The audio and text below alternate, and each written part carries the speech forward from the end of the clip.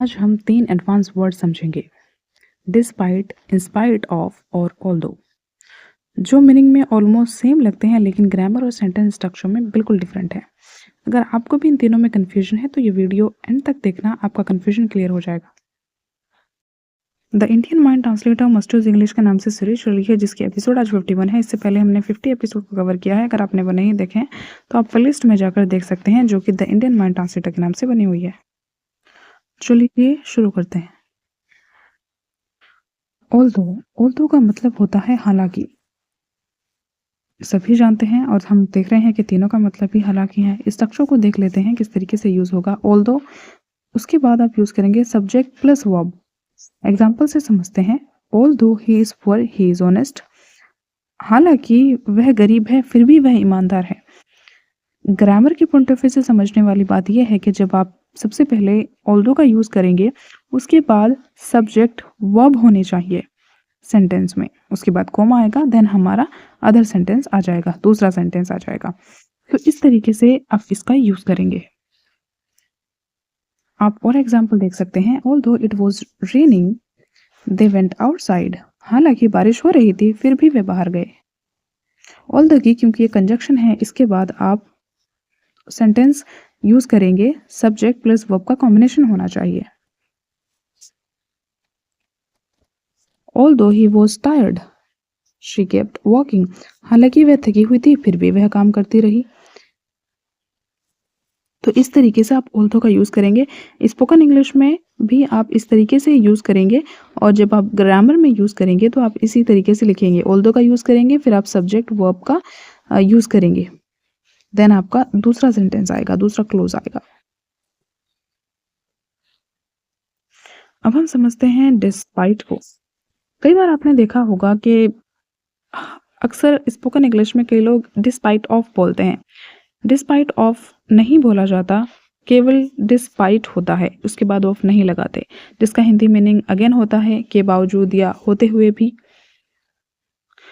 Structure होगा despite plus noun, noun आएगा या वर्ब प्लस आईएनजी फॉर्म आएगी। डिस्पाइट जो कि एक प्रीपोजिशन है, उसके बाद या तो आप नाउन का यूज करेंगे या वर्ब प्लस आईएनजी फॉर्म का यूज करेंगे, जो कि एज अ नाउन ही सेंटेंस में काम करेगा। एग्जाम्पल है despite his poverty he is honest, उसकी गरीबी के बावजूद वह ईमानदार है। तो यहाँ पे आपने डिस्पाइट के बाद poverty as a noun use किया। Despite raining they went outside, बारिश होने के बावजूद वे बाहर गए।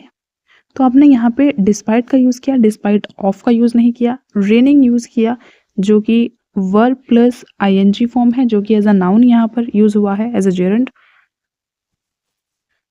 Despite being tired she kept walking, थकी हुई होने के बावजूद वह काम करती रही।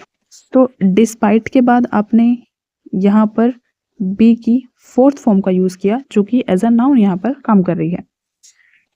यहाँ पर आप दो सेंटेंस देख सकते हैं। डिस्पाइट ही वॉज टायर्ड, ये सेंटेंस गलत है। क्यों? क्योंकि हमने कहा यहाँ पर हम डिस्पाइट के बाद नाउन यूज करेंगे, या तो नाउन हो या फिर वर्ब प्लस आईएनजी साथ में आकर एज अ नाउन की तरह काम करे, या वो।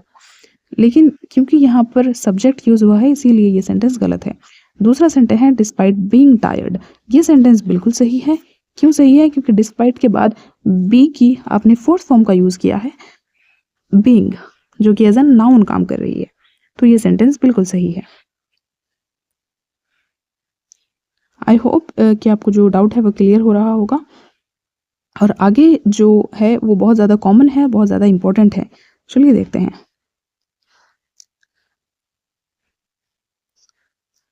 इन स्पाइट ऑफ, जिसका हिंदी मीनिंग है के बावजूद या होते हुए भी। अगेन ये डिस्पाइट की ही तरह होता है,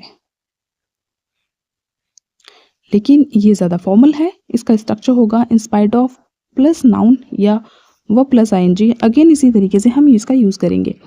वर्ब प्लस आईएनजी हम एज अ नाउन उसको यूज़ करेंगे। एग्जाम्पल है इन spite of the rain they played the match, बारिश के बावजूद उन्होंने मैच खेला। मतलब बारिश भी हो रही थी और साथ में उन्होंने मैच भी खेला।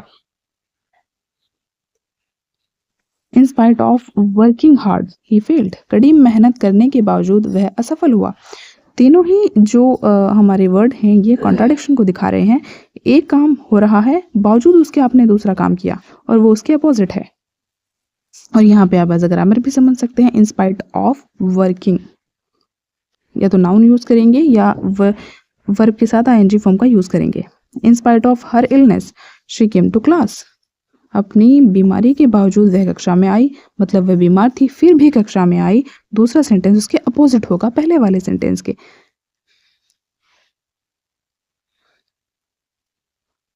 आप इससे इसको बेहतर तरीके से याद रख सकते हैं। अगर आप ऑल्दो का यूज करेंगे तो उसके बाद, क्योंकि ये कंजक्शन है, सब्जेक्ट प्लस वर्ब होना चाहिए। डिस्पाइट, इंस्पाइट जो कि एक प्रीपोजिशन है, उसके बाद आप नाउन या वर्ब प्लस आईएनजी जो कि एज अ नाउन ही काम करेगी उसका यूज करेंगे। इन स्पाइट ऑफ के बाद आप नाउन और वर्ब प्लस आईएनजी जो कि एज अ नाउन अगेन काम कर रही है, इसी तरीके से आप इसका यूज करेंगे। डिस्पाइट ऑफ कभी नहीं होता, ये बात आप याद रखें। यहाँ 3 सेंटेंस लिखे हुए हैं और तीनों ही सेंटेंस का सेम मीनिंग है, लेकिन क्योंकि ये अलग अलग तरीके से बने हुए हैं, देखते हैं किस तरीके से। ऑल्दो, हमने ऑल्दो का यूज करके सेंटेंस बनाया। Although he was tired he walk, हालांकि वह थका हुआ था फिर भी उसने काम किया। तो ऑल्दो के साथ आप इस सेंटेंस को इस तरीके से बनाएंगे। डिस्पाइट के साथ आप इस तरीके से बनाएंगे, despite being tired he walked, और in spite of being tired he walked. अलग अलग वर्ड को यूज करके हमने इन तीनों ही सेंटेंस को बनाया है। तीनों का जो मीनिंग है वो एक है, लेकिन अलग वर्ड को यूज करके बनाया है। आप भी याद रखें, जब आप इन तीनों वर्ड का यूज करें तो आप भी इसी तरीके से सेंटेंस को बनाएं। तो ये थे हमारे आज के 3 कंफ्यूजिंग वर्ड, जिनमें अक्सर सबको कंफ्यूजन रहता है कि हम इनको किस तरीके से कहाँ कैसे यूज करें। आई होप कि आपको इनका डिफरेंस क्लियर हुआ होगा। आगे से आप इनको अपनी स्पोकन इंग्लिश में या ग्रामर में भी सही तरीके से यूज करेंगे। फॉर योर का इन्फॉर्मेशन मैं आपको बता दूं, the Indian mind translator must use English के नाम से सीरीज चल रही है, जिसकी एपिसोड आज हमने 51 कवर किए हैं। इससे पहले 50 एपिसोड कवर हो चुके हैं। अगर आपने वो नहीं देखे हैं तो आप प्लेलिस्ट में जाकर दे सकते हैं। प्लेलिस्ट का लिंक आपको इस वीडियो के डिस्क्रिप्शन में भी मिल जाएगा। अगर आपका कोई डाउट है इससे रिलेटेड तो आप कमेंट सेक्शन में ज़रूर पूछिए। अगर आपको लगता है कि कहीं किसी चीज़ में इम्प्रूवमेंट होना चाहिए तो आप डेफिनेटली कमेंट सेक्शन में बता सकते हैं। कमेंट सेक्शन में ज़रूर बताएं कि आपको वीडियो कैसी लगी। चलिए मिलते हैं किसी नेक्स्ट लेसन में। Till then take care, bye bye, and don't forget to like, share and subscribe.